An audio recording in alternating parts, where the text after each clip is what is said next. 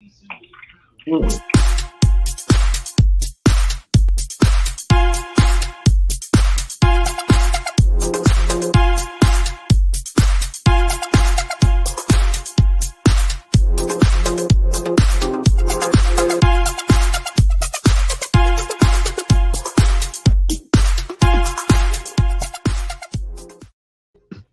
Hey, welcome to Bears Banter. My name is Bernard Muhammad. Tonight on the broadcast, you have Keith Floydnoy, Tammy Harris, Guy Moore, and Jay Beasley.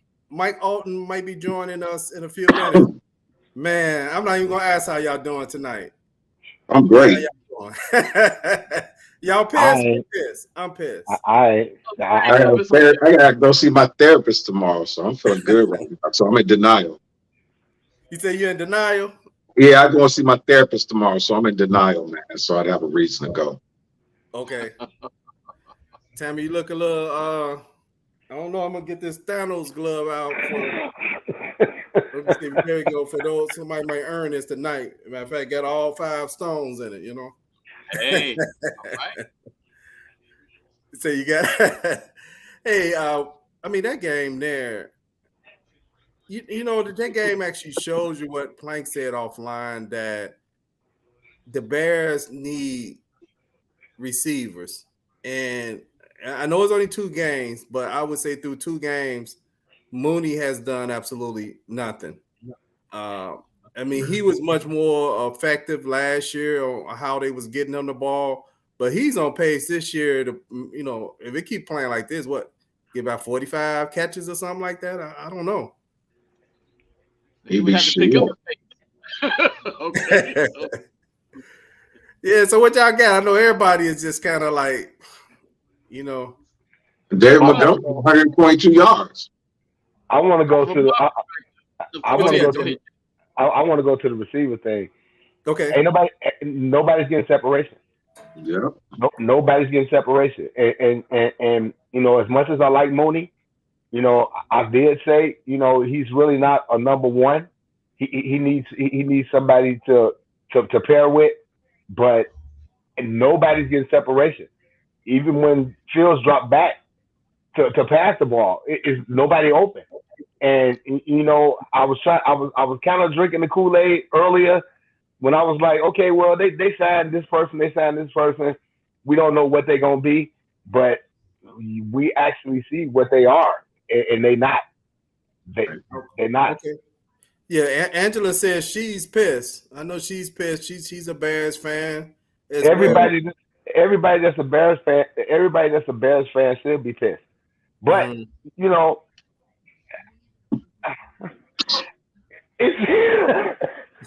Hey, do y'all see?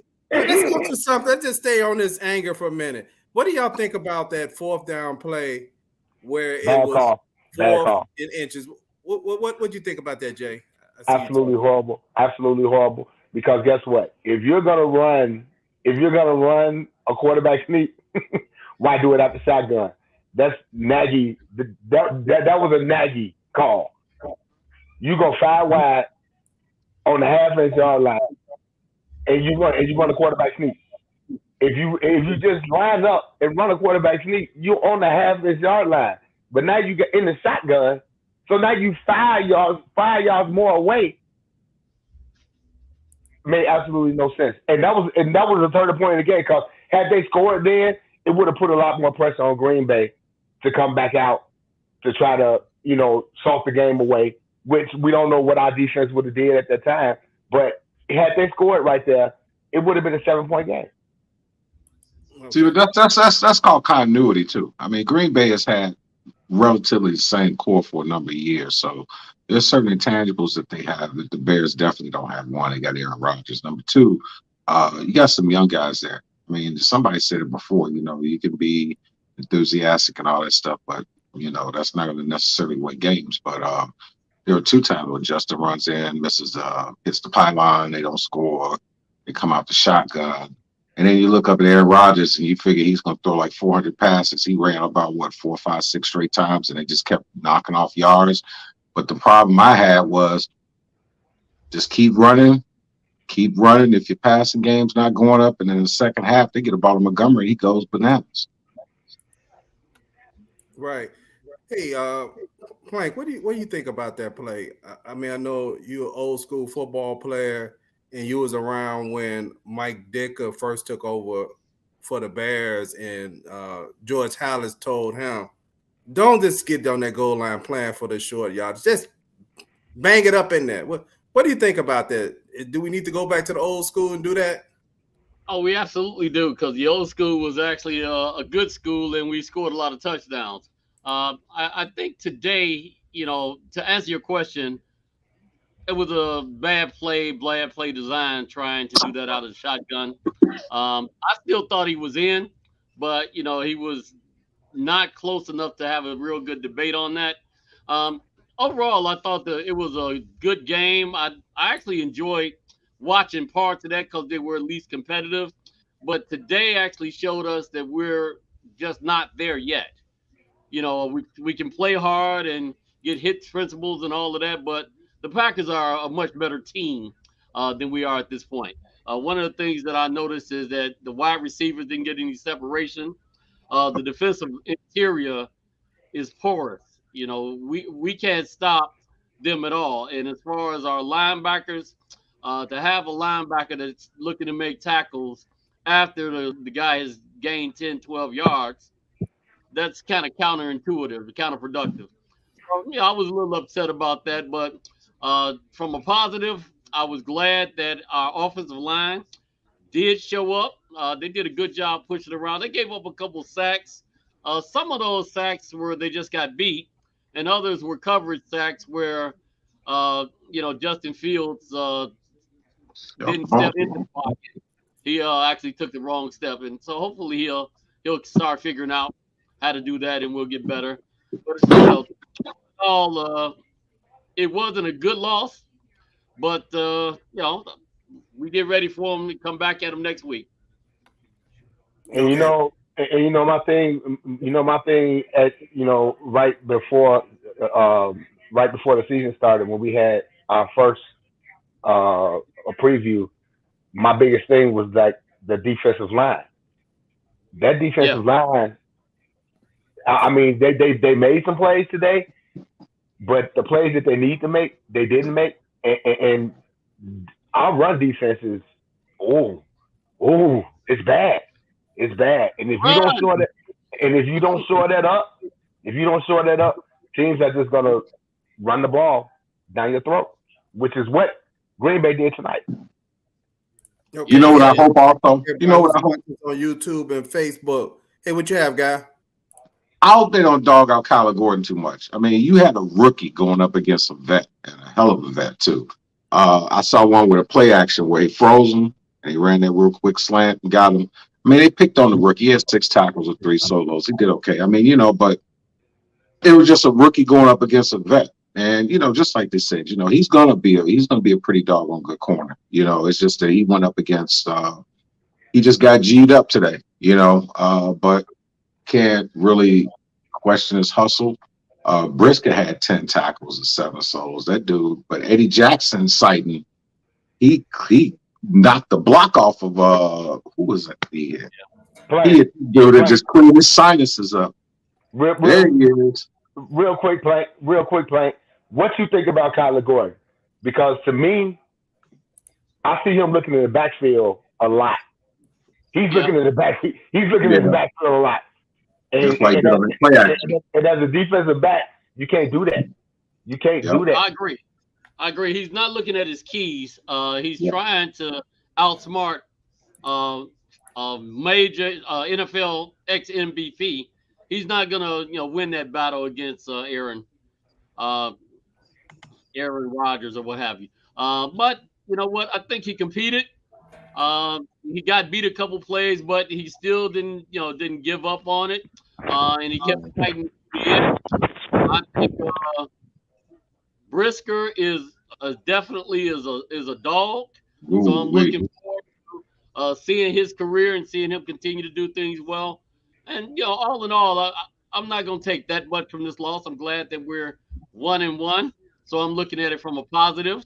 I didn't actually expect to be 1-1 at this phase of the season, Absolutely, but I think absolutely. we can build off of this. Hey, Mike.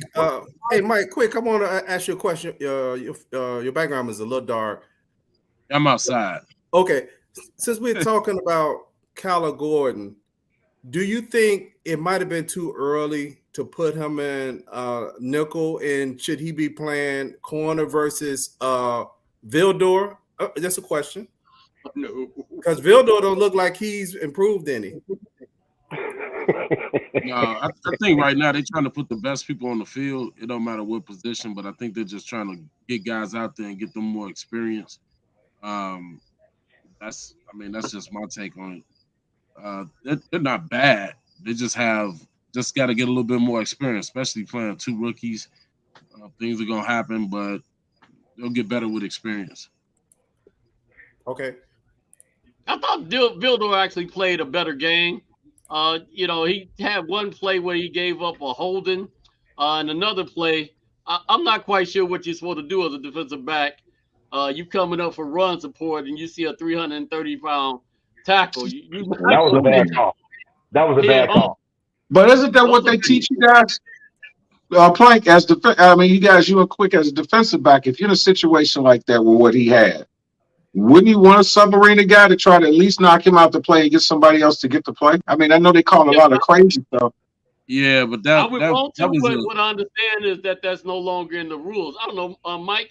What does the rule book say about those kind of plays? Trying to submarine offensive linemen now. Yeah, but they changed the rule about a year or two ago. But the problem that I have with this call was that they called a blocking below the waist. First, you got to have contact for it to be a block. He didn't even touch the guy. He didn't even touch So I was sitting there like, exactly. As an official, man, there were a couple calls. I was just like, this is terrible. Exactly. Because that was my thing. I was like, when they made the call, I'm like, he didn't even touch it. That's what I put on Facebook. I was like, it's got to be contact in order to be a block. So that was actually, I think the spirit of that rule doesn't require contact. Because if you remember, they actually made that call against us last year when we played against the Steelers as well. So, a guy dove at the lineman, and I guess they don't want that kind of injury and that kind of activity happening. So they are actually making that call without even making contact. So that's consistent. As much as I hate it, it's at least consistent. Yeah. Hey, since we're on the defense, what I did see a lot was a whole lot of missed tackles. I mean, a whole lot of missed tackles of guys who might have been there, and even if they had just grabbed the guy, right, they could have maybe stopped it for no gains. But with guys just either like ran past, or they arm tackling, or they doing the little Ole move with the bull. With the what you call it, when you're doing the bullfighting, right? You step aside. You saw a lot of that happening tonight. And who was it? Kyler Gordon had two of them. He had one in the backfield where he would have stopped. Had he made those two tackles he made, one would have been for a loss, the other would have changed the momentum. For him, he's a rookie, and I know it may sound crazy to some people, but he just got to get in the weight room. Because that boy, man, when he tried to hit him, boy just like shook him off and kept going. But when he got the one in the backfield that he missed, I think he ran off about, 10 or 12 yards or something like that. Right. Yeah, but when I'm looking at those defensive backs missing those tackles, one of the things that the coaches have been preaching is, your good technique when you're trying to break down and come up to make that tackle. Right. Wilder made bad technique a lot of times. And so did Kyler Gordon. That's when they actually made those tackles. They weren't breaking down and trying to get composure and getting their feet set before actually trying to go in and make that tackle. They were out of position, from the get. So I'm sure the coaches are going to have something to say about it. I'm not quite sure they're going to be able to correct it in the short term, but we'll have to see what happens with that. Okay, Mark Chan said they look like Larry Curly. Larry Curly and Mo. Yep. Yep. Then we have another Facebook said they need to set the edge so the Packers can make the tackle. The Packers can make the tackle. We have linebackers. Yeah, I didn't know they had any linebackers out there today. Did they have any linebackers out there? Because you know what? I didn't hear Adams' name or Nicholas Morrow's name the entire game. I didn't either. And anytime you got linebackers with your name in there, that's a problem. That is a problem. Yeah. Okay. Adams had two tackles with no solos. Morrow don't even show up on the sheet. Right. Right. Right. Wow. Oh, wait. I take that back. Nick Moore had 11 tackles with 7 solos and a tackle for loss. Really? Okay. Yeah. Was He he was the first. main tackle tonight? They both had 11. Him and Roquan had 11 tackles. That's a Brian Urlacher stat right there. That's a a Brian lie. Urlacher stat right there. That's a lie. He must have failed close to the pile a couple of times. Exactly. So They that's a got Brian Urlacher stat 200 right there. yards rushing.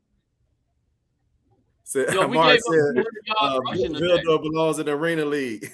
Oh, I'm gonna give him another week. If he act up again, I'm gonna give him that name again. So Tammy, you haven't said anything. What's your feelings right now? Well, I Like, you started haven't to said say something anything. a couple times, but I just waited. But I think that, like I said before we joined this call, I think they lost this game in the second quarter. The second quarter just got completely away from them. Their first drive was great. They didn't stick with the run and they weren't playing their game. I think if they had stuck with the run game throughout, it could have been a lot more competitive and even winning, possibly, if they had stuck with their game the whole game.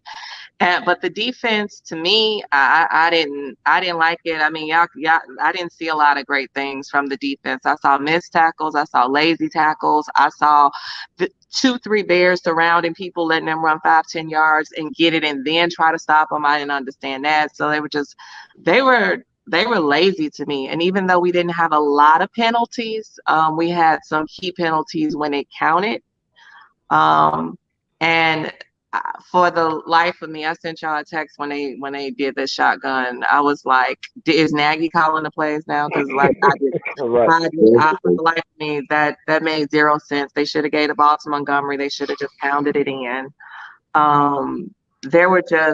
This game was not unwinnable.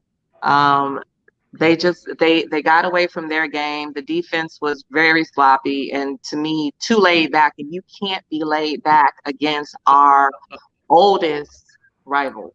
Like you just can't. And I didn't see I didn't see the fire or intensity that I was hoping that I would see, in this game. And what we said when on the predictions game was that they needed to get off the bus running, and they did, and then they stopped for absolutely no reason. And the defense couldn't stop anything. They were completely shredded. It was painful to watch. It's funny Keith said he got some good stuff to take away from this game, because this game was painful to me. And you know what, Tammy? I agree with you, because I sat on my couch absolutely saying nothing. I was in awe because I couldn't believe how I actually thought the Bears was going to show up and really, really play tonight. And I didn't get that. I didn't get that. And I put this shirt on today to let it, who wants it more? Who wants it? Mm-hmm. Who wants it? And I didn't see that same fire that I saw last week, especially on the defense. I didn't see it. I didn't see it at all. Hey, do y'all think after that opening drive, the Bears scoring on their first possession, that there was like some form of satisfaction from them? I mean, I kind of feel that there was a form of satisfaction. I hope not. A football game is 4 quarters. Yes. You're exactly right. You're exactly right. And I think what it was, when they scored on their first drive, they was like, "Oh, okay, yeah, this is gonna be easy." No, it's not gonna be easy. It's not gonna be easy. This is the NFL, and you're playing against your rival Green Bay. It's not gonna be easy. But it was like they had their foot on the gas on that first drive. I mean, they really did it. And then they went the next 4 drives? 4. Yeah, 4. 3 and out. Mm-hmm. 3 and out on the next 4 drives. I don't know. I don't know what they was thinking, but this is the NFL, not for long. You know what? But that's the difference between a veteran team and a young team. With a veteran team, the one thing they did with Aaron Rodgers and them When they first started running, they stopped them. What did they do? Okay, we're going to keep running the ball. And all of a sudden, 9 yards, 12 yards, 20 yards, 9 yards. They just kept going. Well, we got stopped. Now we go back to the hocus pocus moves, and those don't work, and guys just sort of felt disenchanted. Then we had 7 penalties for 50 yards, which we only had 3 for 24 the last game. Number two, another thing that the run does is it allows you to eat the clock. So you give them less time to operate. So if you're doing these quick 3 and outs, now they coming back and they had 21 points in the second quarter. Mm-hmm. Mm-hmm. No, Mark. The whole field is non-existent in our passing game right now.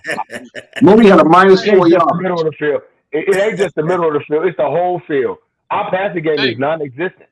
It's non-existent. You're right. Just in case anybody wasn't sure, our tight end's name is Cole Kmet. We didn't hear his name called all day. Yeah, we did. When he dropped Yeah, we did when he dropped the pass. No, when he dropped but you got to give him credit though. After he dropped the pass, when he blocked on the next one, he looked good on the bubblegum card. They showed him doing this on the line. I'm like, okay, so I guess that was his contribution for the day. But you know what? Something I saw, and maybe I'm wrong, and maybe it's like that situation when you're behind a car or something's coming straight at you. You have a depth perception. When Fields threw that deep ball, Mooney just looked like he was jogging down the field. He did. Guy, what was Justin Fields' stat line for 7 for 11, 70 yards, 1 pick, 3 sacks for 22 yards. You say 7 for 11? 7 for 11 with 70 yards and a pick, 3 sacks for 22, and he also had 8 rushes for 20 yards. So the Bears threw the ball 11 times tonight. Mm-hmm. Wow. And one of them was a pick. And one okay, this is the question I want to get to now. So, how do the Bears fix their offense?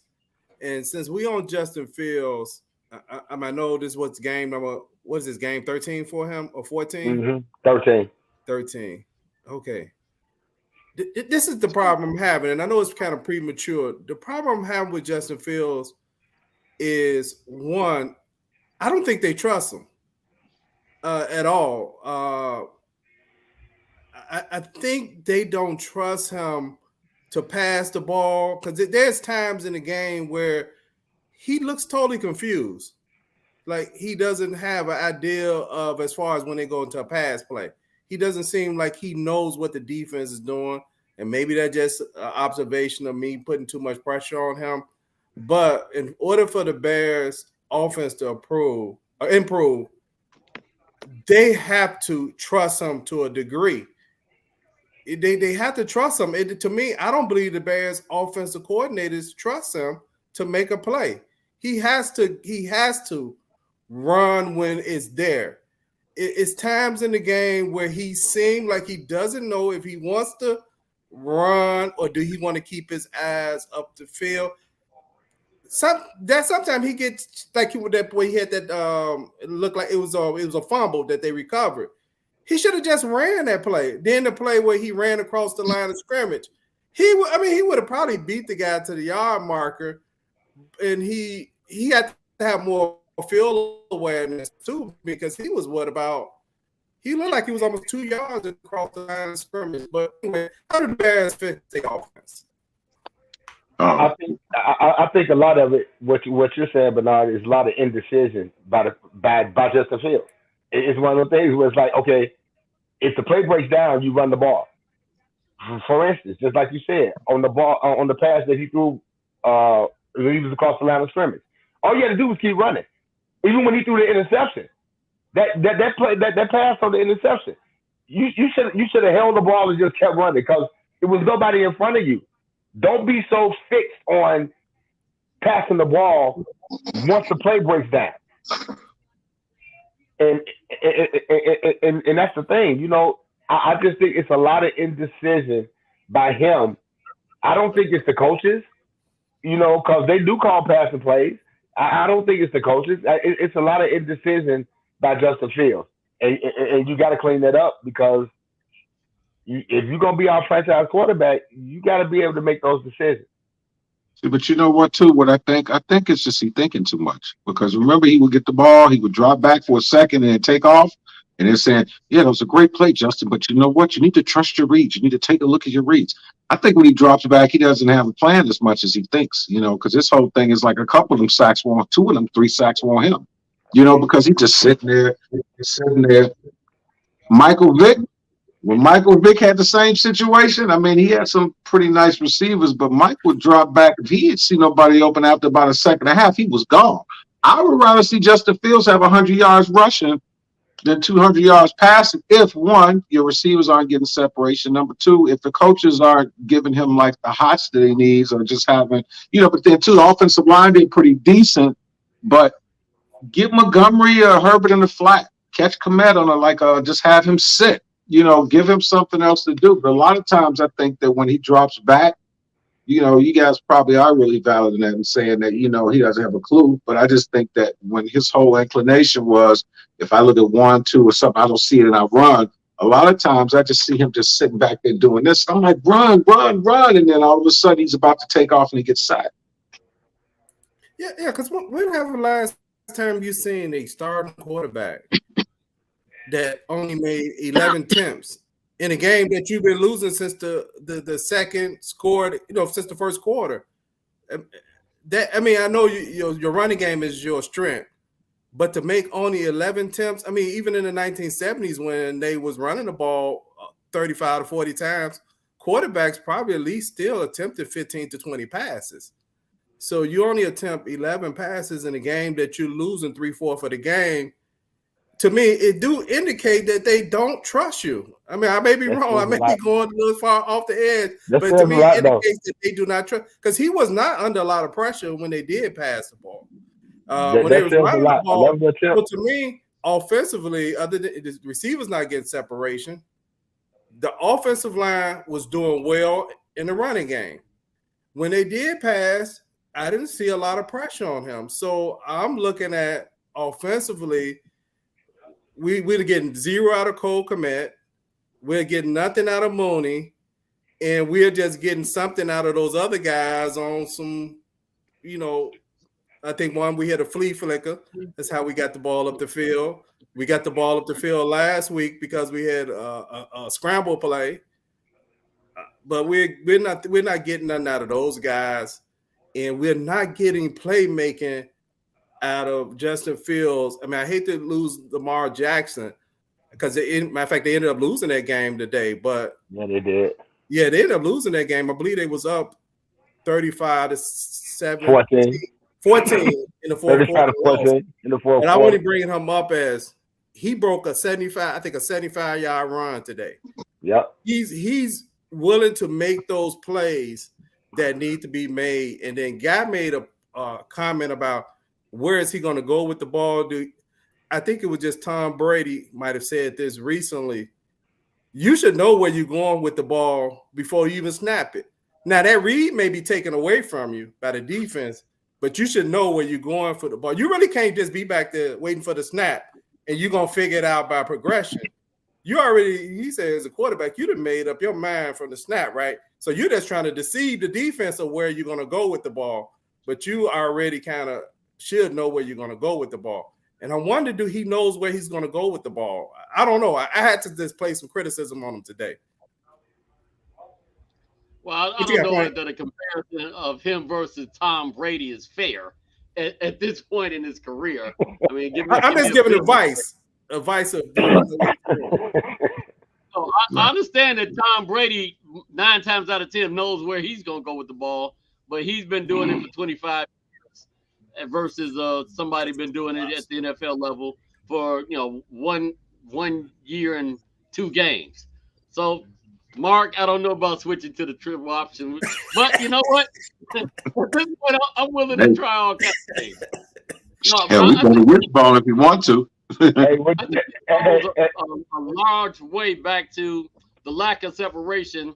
And, as much as I hate to say it, it comes down to a difference in talent of what we have on the Bears squad versus what, they have in Green Bay or what other teams are having. Hopefully we'll be able to close that gap in a short time period based on Ryan Poles getting rid of a lot of salary cap space and doing a good job scouting, which he's doing an excellent job. But you can kind of see it on the field that we're not in Green Bay's class at this point. We're not. We're not. Hey, I'd like to thank everybody who's watching us on YouTube and Facebook tonight. I see Tammy giving somebody the finger. Hey, so wait, let's just grade the offense because it's not much to talk about the offense. Then we'll move to defense and special teams. I'll give the offense if there's such thing as an F minus, they get an F minus. I guess once you fail, you fail. But I mean that was just pretty poor performance by the offense. What you have, Jay? I ain't gonna give him an F. I give him a D. I give him a D. I give him a D because we were successful running the football. It was just the play calling at the time took me back to Matt Nagy. Like, what are you doing? So I will give them a D because the running game was so strong. And to go back to Mark said we need to run that triple option, and then a guy said the wishbone. I was thinking about, okay, the wishbone wouldn't be bad. You got Ebner, Montgomery, and Montgomery and Khalil Herbert. Put them all in the backfield, and let's see what happens. But I get off as a D minus. No separation in the passing game. The tight ends are. I think that backup tight end Ryan. I think he caught one pass, but no separation with the defensive backs. Mooney is a no-show. Byron Pringle didn't hear his name tonight. Pettis didn't hear his name. He completed 7 passes. Who did he throw them to? I'm like, I don't even remember nobody catching the pass. The screens to the running back. Almost all of them were screens. So I will definitely give them a D on offense today. What about you, Quick? What do you grade the offense? What offense? As we recall last week, I didn't give the offense a grade, and I think I'm gonna stay consistent. Not giving them a grade. Part of it is that they had bad field position a couple of times, and when they get bad field position, they get really conservative. So that's what leads to a lot of the 3 and outs. I'm gonna go back to one more thing too before I get off. Going back to some of these calls, there was one call that they did. I don't know if you guys saw where they did not call the holding, and the guy jumped on the guy's back and was holding him down. I was sitting there like, oh my god. Bash nigga. Not bashing any officials, but just saying, that's holding in elementary football. Yeah, I agree. So I agree. I'm not giving a grade to the offense again this week. No. God. Okay, I'm gonna upgrade from the F because they did have a running game. I'm gonna get them a D. What you have as far as grades for the offense, guy? I'm still laughing off the chair and saying the word Brian Batchnagel, man. I'm like, oh man. Okay, well, Montgomery had 15 for 122. Herbert actually almost ran for doggone near 10 yards a clip. Our all-star receiver was ESB with 2 receptions for 39 yards. But with all that said, anytime that you start talking about the Bears offense this year and Nagy's name comes up, that's all I got. Who was our all-star receiver, though? ESB with a whopping 39 yards with 2 receptions. Hey, who was that? Oh. Mark said Brian Batchnagel and James Scott. they played with I think with Ultra Perm. Who was that? He had the Ultra Perm. Right. Batchnagel. They played with Bobby Douglas, I believe. No, it's probably Vince Evans. Vince Evans was probably his rookie. Vince Evans and Avalini. Yes, and Vince Evans was probably Brian Batchnagel's rookie.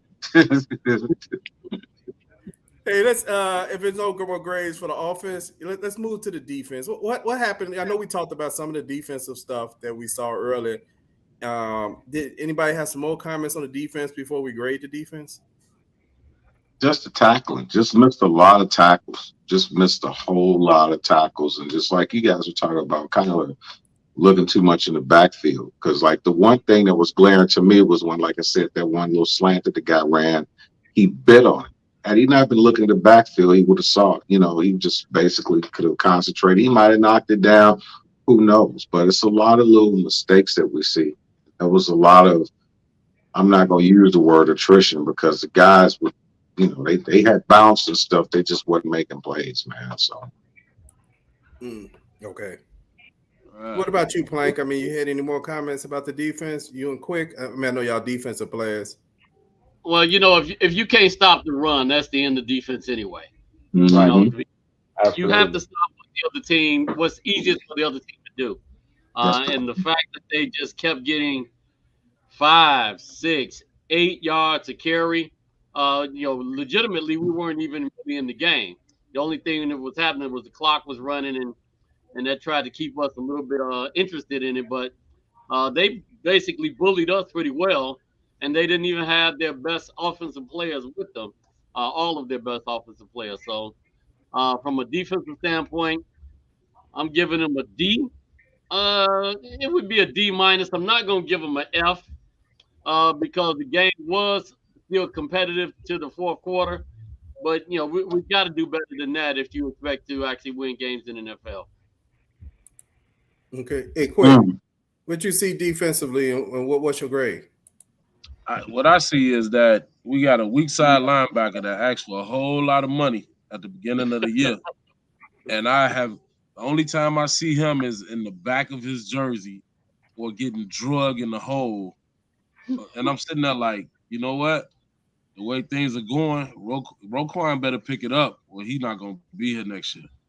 Because they're not going to franchise He ain't going to be here next year anyway. Yeah, but man, he out here looking bad right now, dude. I mean, this is like last week I was like, Dad, did he even play? And then this week I watched him a little bit better, and he got blew up in the hole multiple times. Yep. I mean, it's bad. It is really bad. I'm like, what y'all say, business decisions or something like that? Yeah, business decisions. Well, he gonna get hurt though. Eddie Jackson is 20 yards off the ball. Roquan right here at 6 yards, he gonna get hurt. And see, that's the thing. That's the thing I hate about defensive stats because they talk about how many tackles he had. Because you say he had 11 tackles, right? Where? Yeah, you say he had 11 tackles, right? A lot of those tackles came after the ball carrier was 7, 8, 9 yards down the field. The real numbers, he only had 5 solos. You know, I personally believe that he might be struggling a little bit in the 4-3 defense because I mean it is a difference, and I'm not making excuses for him, but he just don't look the same. My grade for the defense, I gotta give him a D because I really think that Walker Payton and John Riggins got together and had 2 illegitimate kids together, and there was them 2 running backs, and some dudes was get kicked and they just bouncing off, kept going 2 more yards, boom, another 3 yards. Because I would say about 70% of the runs that they had, they was getting stuck and they would just get yards after carry. So yeah, I ain't gonna give them an F though, because they tried, but I give them a D, man. Okay. Hey, Tammy, I know you a defensive girl. I mean, I know you always say that. What's your comments about the defense? And I'm gonna get this Thanos glove out for you, because I know you're about to earn it. No, I'm giving everybody a D all the way across the board, offense, defense, and coaching. I don't think the game was competitive all 4 quarters. I think the second quarter completely got away from them, and that's where they lost it. It started in the first quarter. They held them to not really getting points in the second half, but the defense let them completely get away from them in the second quarter. This game was over at halftime. Like I said, I thought the defense was too lax, and Roquan Smith was far from the only one, even though he's the one that everybody likes to pick on. He was far from the only one not fully doing what we needed the defense to do. And you know, yeah, I am a defensive girl, so when our defense falls apart, those are harder games for me to watch because I think Chicago is just a team that's rooted in defensive tradition. And I mean, I know everybody wants us to somehow all of a sudden become this offensive powerhouse that we have never been and never will be, because it's just not how we're wired. We're built on tough defenses, and right now we don't have a tough defense. I agree. Okay. I agree 100%. I was Yeah. picking on Roquan because it was him and Dylan in the hole multiple times, and by the time Dylan ran him over multiple times, it was like that's why he was tackling him 7 yards down the field. If it's 1-on-1 and he not juking, you got to get him down right there. You gotta get him in the hole. You gotta get him in the hole. You gotta get him in the hole. I was like, oh, that hurt. Oh, that's gonna cause whiplash the way he was hitting them. Remember the Madden game? The old Madden game? We would get hit. You know what you mentioned? You talk guy. You say you think he struggled. If somebody say you think guys struggling in the 4-3 defense. Yeah. I look at Roquan, and he don't look like he in shape. For one, that too. For one, he don't look like he in shape. So but that's one of them. Everybody don't play in the preseason, and he had to hold in and all that. But Roquan don't look like he in shape. Yeah, because that's one of the drawbacks that happen when you are stand any type of holdout. I don't care if you're a rookie or whatever you are, a vet. When you stand a holdout that goes into OTAs or affects some of the preseason games, running around on your own is not enough because you're not in game shape at that point. And he doesn't look like he's in shape to me at all. But I'm looking at all three of their linebackers, and it looks like they're having trouble to me plugging the gap, right? Like they're reading the run plays incorrectly. Like I see them run up in gaps to make a tackle, but they're in the wrong gap to make the tackle. So I see them reaching a lot, at least tonight, where they actually, as linebackers, have read the run play incorrectly. And I can't even say the other two guys because I don't remember them making any plays at all, but I've seen Roquan do that a lot, and also seen Roquan standing flat-footed too much, waiting on plays to come his way. And I swear, they were just picking on him on some of the plays. They ran at him so many times, like that little toss play. They just ran the same exact toss play. When they got to the goal line, they scored on the same side of the field with the same exact play. It was either him being ran over or it was him and Eddie Jackson being ran over. He wasn't get ran over on that last one. He just got blocked in the end zone. Whoever that was, they just blocked him right in the end zone. So yeah, but our front seven. We did have a couple of sacks. We had 3 or 4 sacks tonight. We had Trevor Gibson showed up big time tonight. Dominique Robinson actually played a pretty good game tonight. You heard his name a couple of times, but our front seven is struggling. And I said it at the beginning of the season. That front four, without them being able to stop the run and linemen being able to get to the second level on our linebackers, which it really showed tonight, it's going to be a problem all season. Yeah. Hey, let me jump back to offense because I saw a comment here earlier. Okay, let's stop with the taking Tevin Jenkins out the game to yeah, I mean, right. Let's stop with that rotation. When Lucas Patrick is ready to come back at center, then you put him in the game. But that rotation of pulling him out, Jenkins is dogging his guy. He's dogging his guy. So there's no reason, I don't know, maybe you just want to play package Lucas to get him in game shape. I don't know, but he don't need to be injured. I think he got injured though, because I saw one play like right after he came out, like when Patrick came in, like prior to that, you saw him like they showed the picture of him and he's trying to run down, he's limping. It looked like he sprained his ankle, but was it enough for him to be taken out? Though is the question. Yeah, he got hurt. I understand trying to get Patrick in game shape because I do feel like and now, man, because Mustafa actually is playing pretty well right now. and it's almost like now you're gonna take him out to put Lucas Patrick in. But Jenkins, He's just making a statement. He's just making a statement like, okay, y'all didn't want me. Y'all wanted to move me from right tackle to left tackle. So now I'm mad in training camp. So now I got to go to guard because y'all say I got to play guard or y'all gonna cut me. I'm just doing my thing. And Kevin Jenkins, if you look at the film, Kevin Jenkins is dogging dude. Man. Yeah, He's dogging his man.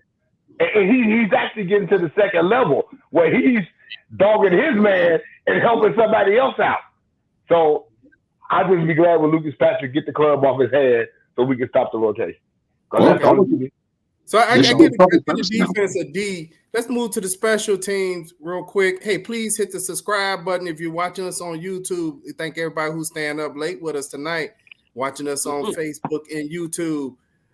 Special teams. Hold on, I'm sorry. Let's go to the bragging rights real quick before we run out of time. Okay, Jay is leading the pack 2-0. Hey, you gotta get that smile off your face today. I don't care. Not for the Packers, no. He look like he's enjoying that too much. We got. I told y'all for the record. I do what I do for the record. As long as I can see me in the one spot, I'm good. Okay, so we got Guy at 1-1, Quick 1-1, I'm 1-1, Tammy 1-1, Plank 1-1, and Mo 1-1. So everybody's is tied this week. I guess just like the team we gonna face next week. They have one tie on their record.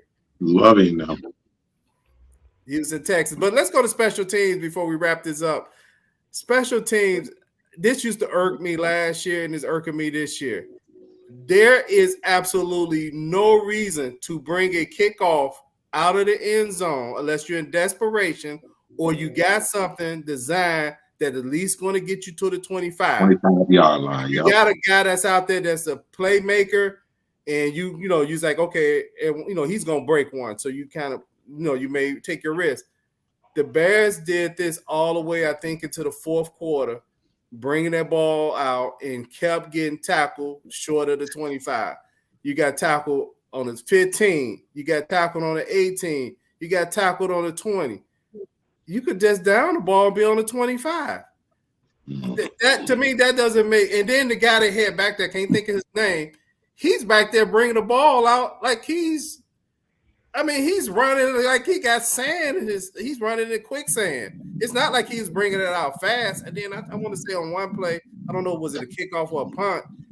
He actually tries to turn around and run the other way, but it wasn't even like it was a reverse field where he picked up speed. It was almost like he was in the backfield, reversing field, but he's looking for a block. Like, what are you doing? Take him off the kickoff. And I think they did take him off the kickoff on that after that playoff. He went back out there. Yeah. Special teams. There's nothing. Oh, go ahead. Not a lot. You go ahead. No, I was gonna say there's nothing special about our special teams right now. Yeah. Hey, at least Santos hit what he was supposed to, man. I mean, we got that back going, but other than that, man, I'm just waiting on Jones to get back there. Right. We'll see what happens from there. Right. So, and that's the thing. That's all. Just waiting on Jones. And I actually think Ebner did a pretty good job on kickoff. He got a couple past the 25 and one of them to the 30.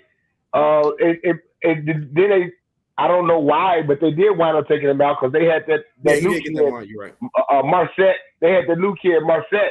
He was the one that brought one out the end zone, and I was like, okay, why are you bringing this ball out the end zone? But all of the kicks today, as far as the kickoff returns, they were kind of short, so they wasn't like deep in the end zone. But the one that Marset brought out, he wound up getting tackled before he got to the 20. But special teams, I'm gonna get him an incomplete because we didn't see enough. I mean, did the Packers even punt tonight? I think they punted one time. So it ain't like we saw nothing. That's a negative, Jay. They didn't punt at all. They didn't punt at all. No, they punted about 3 times. It was O'Donnell. Ex-Bears kicker. Wait. Let's ball see. 72 yards. Punt return. He never did that in all this time kicking for the Bears. He goes Yeah, to the twice. back and Twice. 72 yards. Okay, they punted twice. So Twice, you yeah. know, so Sorry. so I'll give them an incomplete because I didn't see nothing. I didn't see nothing. I don't know. I mean, what do they You know, say? a D is a good grade sometimes. That incomplete, just because it's a bad grade, don't mean they shouldn't get it. Well, that's true. That's true. But I'm saying, okay, so if y'all want me to grade special teams, I give them a D too. Everybody got a damn D. D for damn. So that's Hey, damn. So it's three of them, We're gonna yeah. do that to the coaching too. That you give the coaching a D. I definitely give the coaching a D. Everybody get a D. All coaching in all phases of the game, even the game plan, I give a D as well because I don't think they had a game plan, you know, at all. Other than we're gonna run the ball a few times. They did have a game plan. I'm just exaggerating, but you know what? You got to throw more than their screens too when you do pass. Because they were peeping that screenplay out. And last week they was doing the same thing, just trying to throw screen passes. And then they take one gamble up the field. But you got to do more than that because you got to be able to. I mean, those guys was running like they was beasting with the ball. And they're showing how much commitment they were to as far as getting yards. I'm talking about the backs and the line blocking. Because they had 8-man fronts constantly, and the Bears were moving the ball, running the ball. But you got to have some play action. I didn't see any like naked boots. I didn't see too many rollouts like you did last week. Like I said, it wasn't that many pass attempts. It was only 11, so it wasn't like it was plenty of opportunities to do that. And that's sad. That's sad. Anytime you have 11 pass attempts in an NFL game, that's pretty sad. Yeah, that's pretty sad. But it's telling. It's telling. And I didn't want to believe it, but it's only 2 games. But I'm starting to believe it. Like our wide receiver room ain't that good, which is what everybody been saying all season, all preseason. Our wide receiver room is not that good. It's not that good. And you know what's really funny about that too? When people look at the speed that we got and all that stuff, the first thing people look at, well, he's so fast. Why can't you do that? It ain't even about that. It's about the separation. Because if that's the case, then Tom Waddle would have really sucked as a receiver. I could beat Tom Waddle right now in a 40-yard dash, but Tom Waddle would get open, separation, understood plays. I was going to go back real quick to the special teams. I give them a D for does not exist. That Marshawn guy, didn't they say he had like the record, NCAA record for the most kickoff, like punt returns? I think his whole mindset is, I'm going to get this rock, I'm taking it to the house. And when he grabbed, he took one step, he saw them dudes there. He's like, man, these people's is fast in the NFL. But the coaching, I got to give a D-. Just saying Nagy in the same doggone sentence, he got to give him a D-, even as bad as they were. That's also earlier what somebody said. They was calling him Luke Nagy. Luke Nagy, yeah. I think that was Chan. It wasn't, yeah. And the bottom line is, I just feel like going into next week, I just want to see some progression, which is what I didn't see this week. I didn't see a progression in the offense from last week.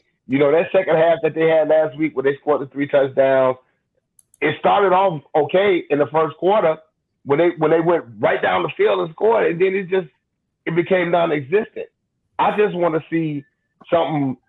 I just want to see, like I always say, I want to see plays married to each other. I want to see progression, and I didn't see that tonight. And that's the only thing that's going to change this offense. They got to progress. They got to progress. They got to take the handcuffs off Justin Fields and let him do his thing. But if trust in the process was a term, and all of them had due processes from Latti's beauty school, Yeah, you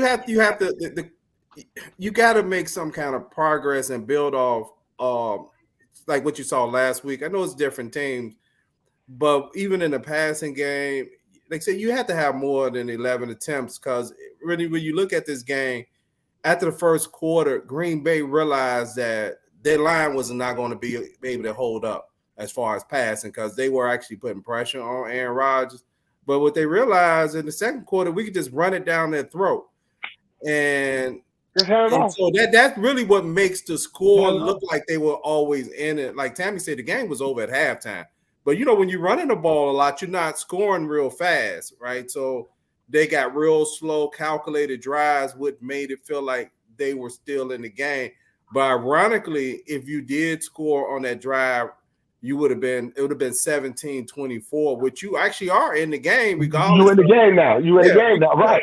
Right. Regardless of if you were out of the game or felt like it most of the time, you really only one touchdown away at that point in the game.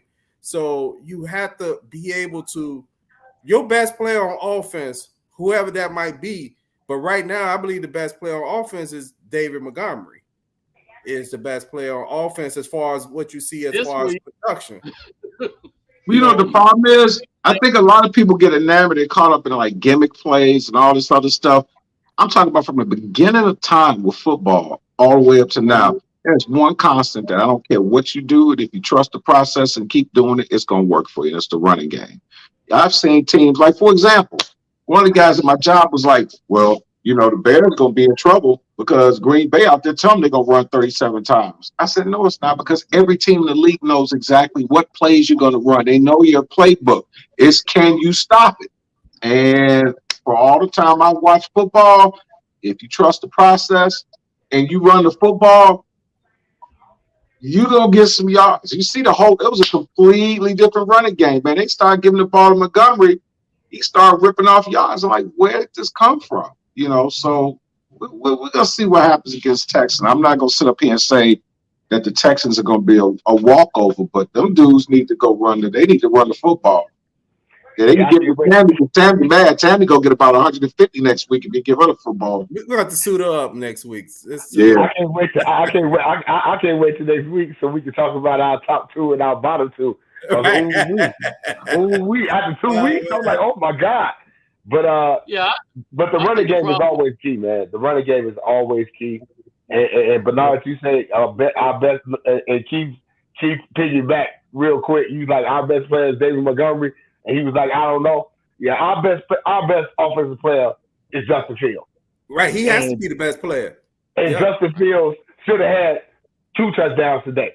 But Luke Getsy, and like I said, I kind of coined the phrase at the beginning of the year, like Getsy gets it. He didn't get it today because that play on the goal line that he called was just a bad play. That was a bad play. And to me, as Tammy say, the game was lost at halftime. That play could have changed the game. That play could have changed the game. And that call was just a bad call. It was a bad call. I agree with you, Jay. I think the major problem that we all talking about is the Bears have yet to establish an identity this early in the season. So we don't know who exactly we are. We don't know if we're running teams that are going to lean on the defense. We don't know if we're going to be this open passing team taking advantage of Justin Fields and his strengths. We really don't know what we're doing, and we're trying to kind of, figure this out as we going through things. As far as the best play on the team, I think the best unit on the team at this point is the offensive line. And, we need to go ahead and try to ride them as much as we can. So whether we're successful in that, I don't know. But I think that would be our best bet of trying to establish an identity for this year. Okay. And, and I'm just pushing buttons when I say the best offensive player is Montgomery. I'm just pushing buttons, really, because the best offensive player has to be Justin Fields. There is no doubt that he is your franchise. He has to accept that role he has to accept the role that if that team is going to win and lose by him. because you don't, you're not spending that much money on the team this year. If you want some victories, them victories going to have to come from. I mean, we're gonna have games where everybody, but I'm just saying, as a star player, you the face of the franchise. You have to feel like I'm gonna do whatever it takes to win this game. And I like I said, I hate to use Lamar Jackson because they lost today. But when you watch Lamar Jackson play, he's doing everything he can to win the game. He don't even care if he get hit. It's like, I'm going to win it. If I got to run it, his throwing look better. I mean, he puts it on the line in those games. I'm waiting for Fields to put it on the line. He looks like he's back there thinking and he's calculating and he's trying to figure out, should I throw it to this guy? Should I run? No, you need to just figure out what it's going to take to win this game. That's what you do. Stop going over there sitting on the sideline like with deer in the headlights. Look. What you got? I was just laughing. I was like, why y'all saying? Lamar said, y'all ain't gonna give me no contract. All right, I'm gonna show you. I can show you better than I can tell you. Because this dude, what he throw for four touchdowns today? Everybody like Lamar Jackson. He ain't he can't throw. Yeah, okay. They defense failed them today, but I can't say that because Tua and Tyreek and Jalen Watt, they showed out today.